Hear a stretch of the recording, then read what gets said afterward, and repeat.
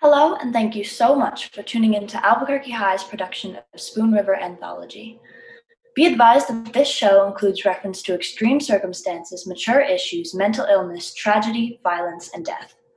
Spoon River Anthology is dedicated to Connie Adkins as thanks to her perseverance in supporting Albuquerque High and its students, even in complicated circumstances. In the event that the stream stops, we will start a new stream through the same channel, and to get there, viewers can go to the homepage of the channel and look for the video that's live. Our online program is in the description of this video.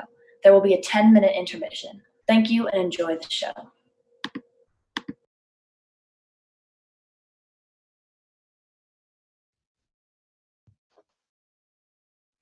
Where are Elmer, Herman, Bert, Tom, and Charlie? The weak of the will, the strong of the arm, the clown, the boozer, the fighter. All are sleeping on the hill.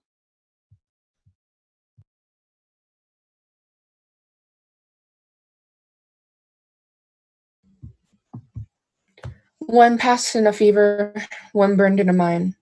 One was killed in a brawl, and one died in jail. One fell off of a bridge toiling for children and wife. All are sleeping on the hill. Where are Ella, Kate, Mag, Lizzie, and Edith? The tender heart, the simple soul, the loud, the proud, the happy one. All are sleeping on the hill. One died in shameful childbirth, one of a thwarted love, one of the hands of a brute in a brothel, one of a broken pride in the search for heart's desire, and one when life in faraway London and Paris was brought to her little space by Ella, Kate, and Mag. All are sleeping on the hill.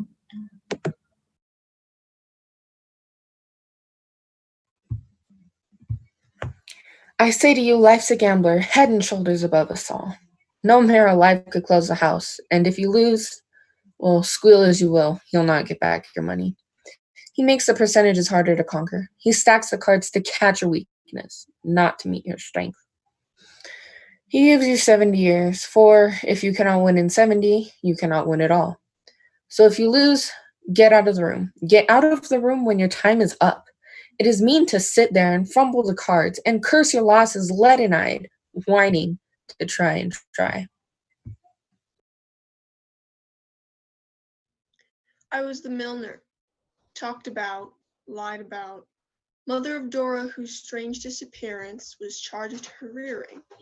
My eye quick to beauty saw much besides ribbons and buckles and feathers and leghorns and felts to set off sweet faces and dark hair and gold. One thing I will tell you, and one I will ask. Stealers of husbands wear powder and trinkets and fashionable hats. Wives, wear them yourselves. Hats may make divorces, they also prevent them. Well now, let me ask you. If all the children born here in Spoon River had been reared by the county, somewhere on a farm, and the fathers and mothers had been given their freedom to live and enjoy, change mates if they wished, do you think that Spoon River had been any the worse?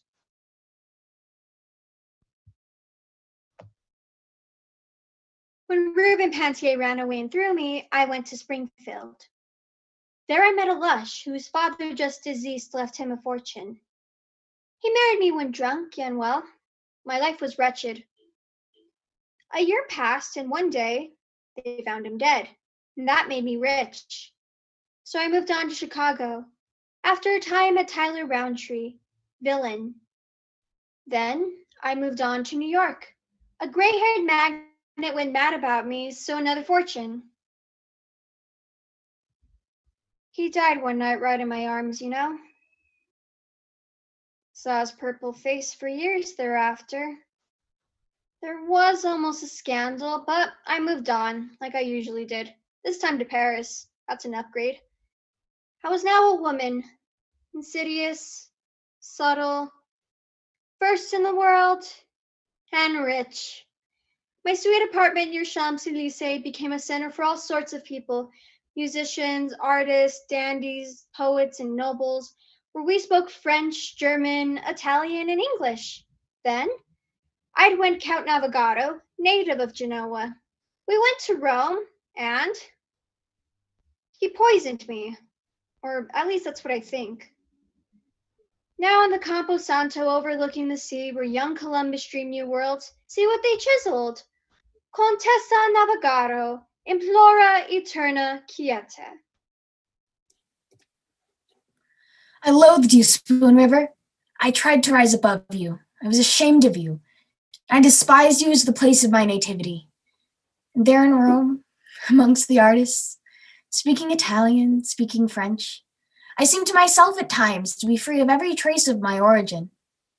I seemed to be reaching the heights of art and to breathe the air that the masters breathed and to see the world with their eyes. But still, they'd pass my work and say, "What are you driving at, my friend?"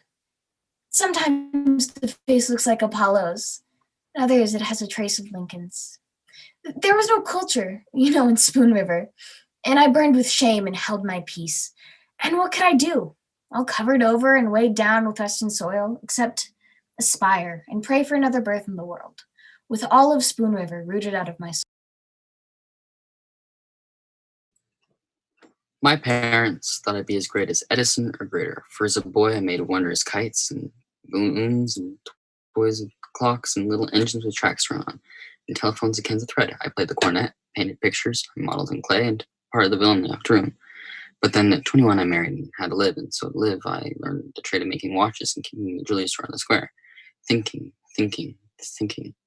Not of business, but of the engine. I studied the calculus to build, and all of Spoon River watched and waited to see it work, but it never worked. A few kind souls believed in my genius was somehow hampered by the store. It wasn't true. The truth was, didn't have the brains. I belong to the church and to the party of prohibition. And the villagers thought I died of eating watermelon. In truth, I had cirrhosis of the liver. For every noon for 30 years, I slipped behind the prescription partition in Trader's drugstore and poured a generous drink from the bottle marked Spiritus Fermented.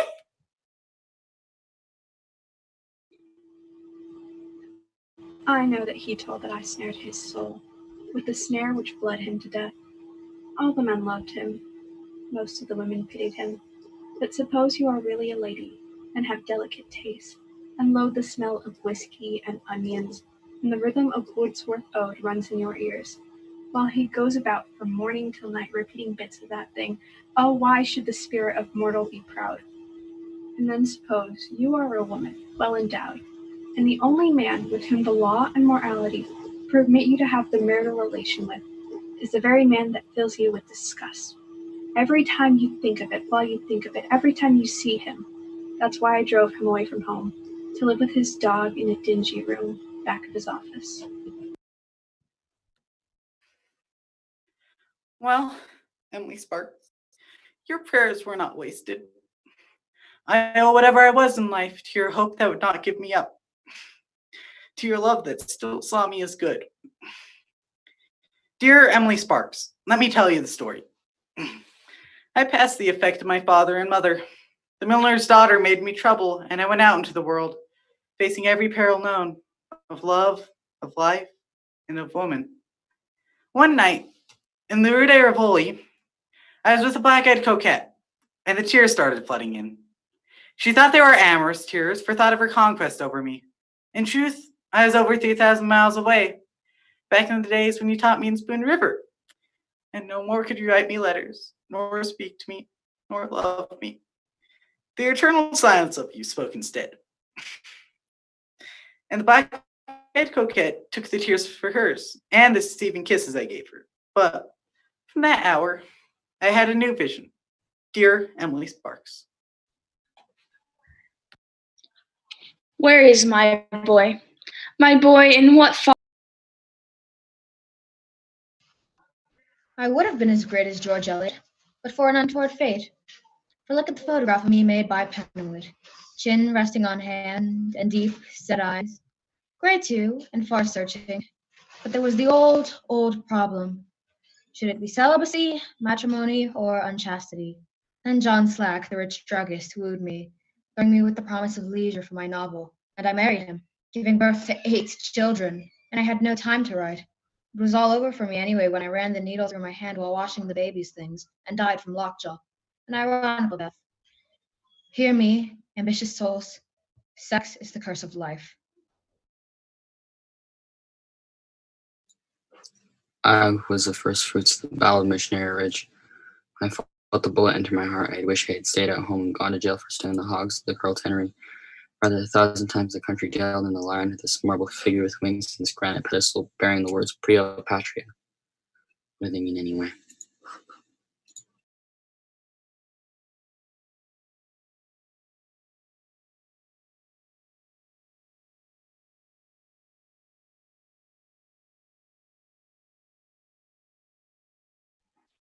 Milt Holmeyer ran to the war day for Curl Trennery, swore to war and sweet justice Arne for stealing hogs. But that's not the return soldier. Cameron Lucas Arthur Pym. We quarreled, told him never again to cross my path. Then he sold the hogs and went to the war. Back a very soldier.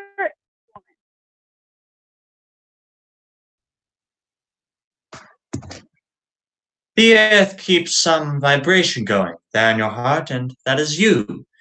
And if the people find you can fiddle, why, fiddle you must for all your life. What do you see? A harvest of clover or a meadow to walk through to the river?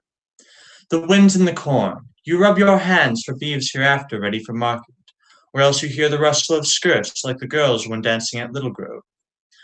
To Cooney Potter, a pillar of dust or whirling leaves meant ruinous drought. They looked to me like redhead Sammy stepping it off to tour allure. How could I till my 40 acres, not to speak of getting more?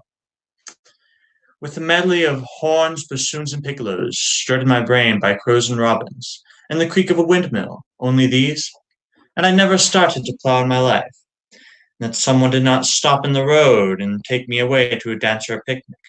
I ended up with 40 acres. I ended up with a broken fiddle, and a broken laugh, and 1,000 memories, and not a single regret.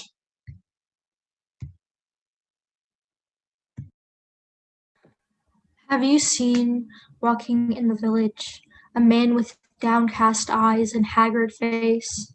That is my husband, who, by secret cruelty never to be told, robbed me of my youth and my beauty till at last, wrinkled, with yellow teeth, in broken pride and shameful humility, I sank into the grave.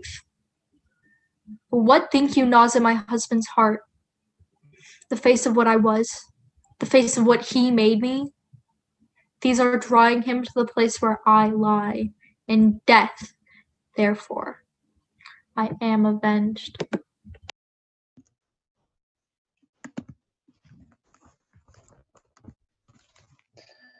She took my strength by minutes. She took my life by hours. She drained me like a fevered moon that saps the spinning world. The days went by like shadows. The minutes wheeled like stars. She took pity for my heart and made it into smiles. She was a hunk of sculptor's clay. My secret thoughts were fingers. They flew behind her pensive brow and lined it deep with pain. They set the lips and sagged the cheeks and drooped the eye with sorrow. My soul had entered in the clay, fighting like 7 devils. It was not mine. It was not hers. She held it, but its struggles molded a face she hated to see, and a face I feared to see. I beat the windows, shook the bolts, I hid me in a corner, and then she died and haunted me for life.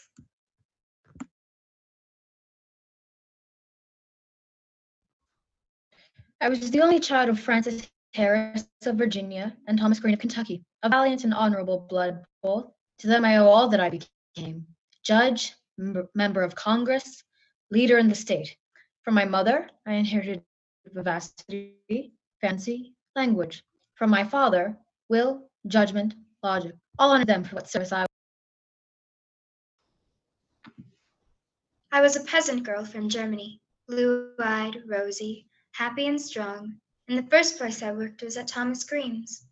On a summer's day when she was away, he stole into the kitchen and took me right in his arms and kissed me on my throat, then I turning my head. And then neither of us seemed to know what happened, and I cried for what would become of me, and cried as my secret began to show. One day, Mrs. Green said she understood and would make no trouble for me, and, being childless, would adopt it. He had given her a farm to be still, so she hid there and sent out rumors as if it were going to happen to her, and all went well, and the child was born. Later, I married Gus Swartman, and years passed, but at political rallies, when sitters-by thought I was crying at the eloquence of Hamilton Green, that was not it. No, I wanted to say, that's my son. That's my son. I was sick, but more than that, I was mad at the crooked police and the crooked game of life. So I wrote to the chief of police at Peoria.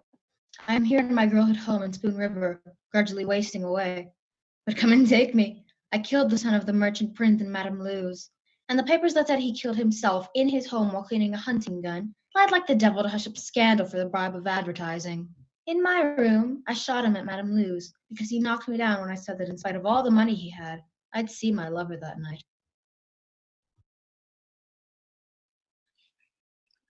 I, born in Weimar, of a mother who was French and a German father, a most learned professor. Orphaned at 14 years, became a dancer known as Russian Sonia all up and down the boulevards of Paris. Mistress betimes of sundry dukes and counts, and later of poor artists and poets. At 40 years passé, I sought New York, and met old Patrick Hummer on the boat, red-faced and hale, though turned his 60th year, after having sold a shipload of cattle in the German city of Hamburg. He brought me to Spoon River, and we lived here for 20 years. They thought we were married. This oak tree near me is the favorite haunt of blue jays chattering all the day, and why not? For my very dust is laughing and thinking of the humorous thing called life. When my mustache curled and my hair was black, and I wore tight trousers and a diamond stud, I was an excellent knave of hearts and took many a trick. But when the gray hairs began to appear, lo!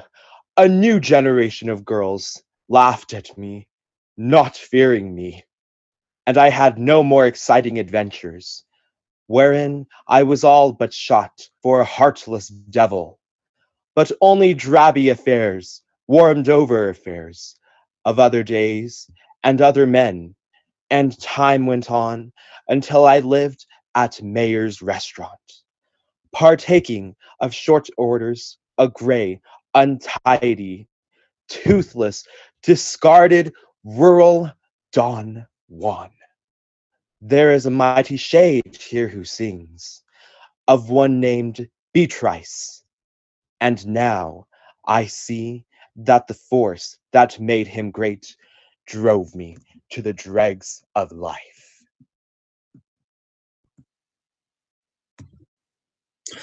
Road slave, selling shoes and gingham, flour and clothing, overalls, clothing all day long, for 14 hours a day and for 313 days for more than 20 years, saying yes, and yes, sir, and thank you 1,000 times a day, and all for $50 a month, living in this stinking room in the Rattletrap commercial, and compelled to go to Sunday school and listen to the Reverend Abner Pete 104 times a year for more than an hour at a time, because Thomas Rhodes ran the church, as well as the store and the bank. So while I was tying my necktie that morning, suddenly saw myself in the glass, my hair all gray, my face like a sodden pie. So I cursed and cursed. You damned old thing, you cowardly dog, you rotten pauper, you road slave! Till Roger Bogman thought I was having a fight with someone and looked through the transom just in time to see me fall on the floor in a heap from a broken vein in my head.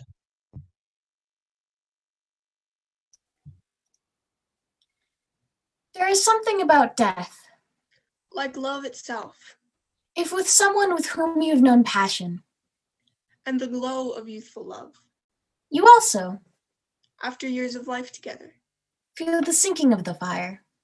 And thus fade away together, gradually. Faintly. Delicately. As it were in each other's arms. Passing from the familiar room. That is the power of unison between souls. Like love itself. They got me into Sunday school in Spoon River and tried to get me to drop Confucius for Jesus. I could have been no worse off if I had tried to get them to drop Jesus for Confucius. For without any warning, as if it were a prank and sneaking up behind me, Harry Wiley, the minister's son, caved my ribs into my lungs with a blow of his fist. Now I shall never sleep with my ancestors in Pekin, and no children shall worship at my grave. How many times during the 20 years I was your leader, friends of Spoon River, did you neglect the convention and caucus and leave the burden unto my hands of guarding and saving the people's cause? Sometimes because you were ill, or your grandmother was ill, or you drank too much and fell asleep. Or else you said, "He is our leader. All will be well. He fights for us. We have nothing to do but follow." But oh, how you cursed me when I fell, and cursed me, saying I had betrayed you. And leaving the caucus room for a moment, the people's enemies, there assembled, watched, and waited for their chance to destroy the sacred rights of the people. You common rabble! I left the caucus to go to the urinal.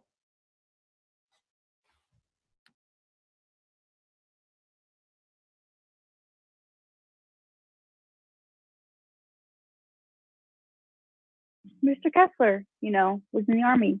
He just started his pension and sat the corner talking politics or sat at home reading Grant's memoirs. And I supported my family by washing, learning secrets of all the people, from the curtains, counterpanes, shirts, and skirts. For things I knew, grow to length, people all cross-bearing or falling back, and reds and patches whiten with time. No place or needle can paste decay, and there are stains of baffled soap, and there are colors drawn inside of you. Blame Sue, pulling a dress. Handkerchiefs, napery, house secrets, laundress, life. Knows all about it, and I, who went to all the funerals held in Spoon River, where I never saw a dead face without thinking it was something washed and ironed.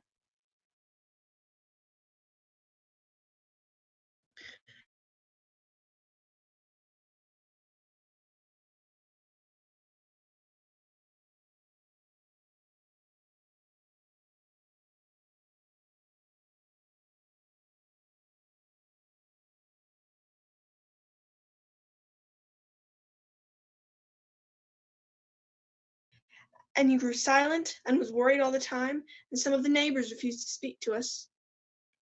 Took sides with his brothers and sisters. And I had no place to turn, as one may say to himself at an earlier time in life. No matter, so-and-so endure, I can shake this off a little trip to Decatur. And the dreadfulest smells infested the rooms. So I set fire to the beds, and the old witch house went up in a roar of flame. So I danced in the yard with waving arms, and he wept like a freezing steer.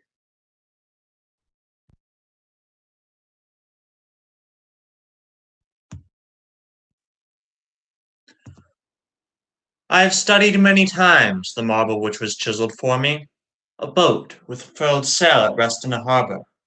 In truth, it pictures not my destination, but my life. For love was offered me, and I shrank from its disillusionment. Sorrow knocked at my door, but I was afraid. Ambition called to me, but I dreaded the chances, yet all the while I hungered for meaning in my life. And now I know that we must lift the sails and catch the winds of destiny wherever they drive the boat. To put meaning in one's life may end in madness, but life without meaning is the torture of restlessness and vague desire. It is a boat, longing for the sea and yet afraid. I was just turned 21, and Henry Phipps, the Sunday school superintendent, made a speech in Mindle's Opera House.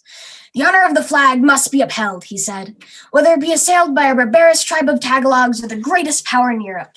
And we cheered and cheered the speech and the flag that he waved as he spoke. And I went to war in spite of my father, and followed the flag till I saw it raised by our camp. in a rice field near Manila, and all of us cheered and cheered it. But there were flies and poisonous things. There was the deadly water and the cruel heat, the sickening putrid food, and the smell of the trench just back of the tents where the soldiers went to empty themselves. There were the horrors who followed us, full of syphilis, and beastly acts between ourselves or alone, with bullying, hatred, and degradation among us. Days of loathing and nights of fear, the hour of charge through the steaming swamp, following the flag, till I fell with a scream, shot through the guts. Now, there's a flag over me in Spoon River. A flag. A flag.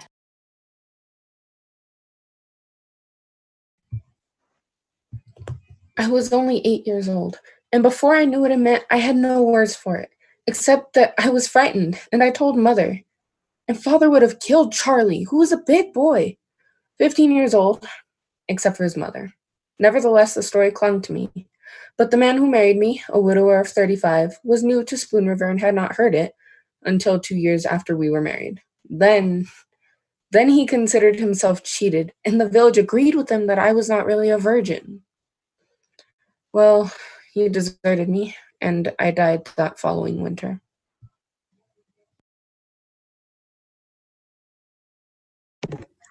He ran away and was gone for a year, and when he came back, he told me the silly story of being kidnapped by pirates on Lake Michigan and kept in chains so he could not write me.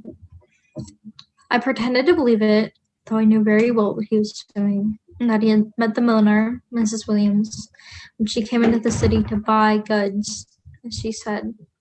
But a promise is a promise, and marriage is marriage. And out of respect for my own character, I refused to be drawn into a divorce by the scheme of a husband who had merely grown tired of his marital vow and duty.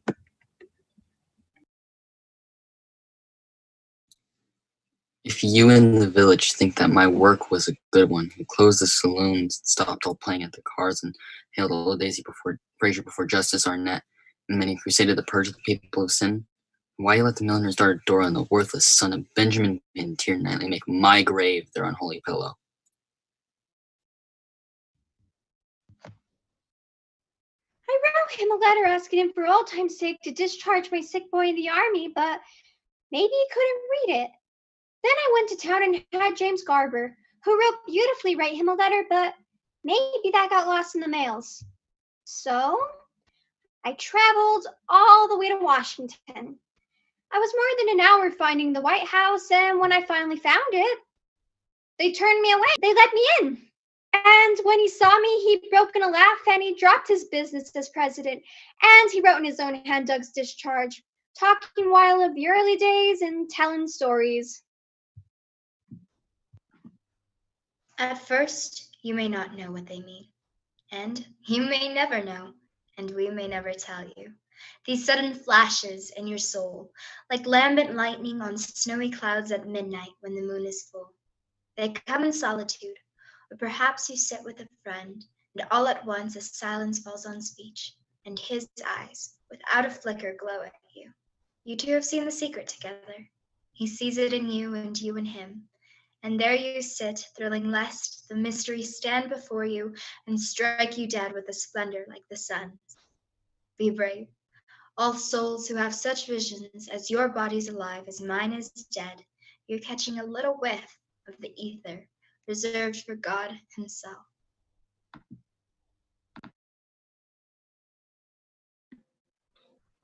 There will now be a 10-minute intermission.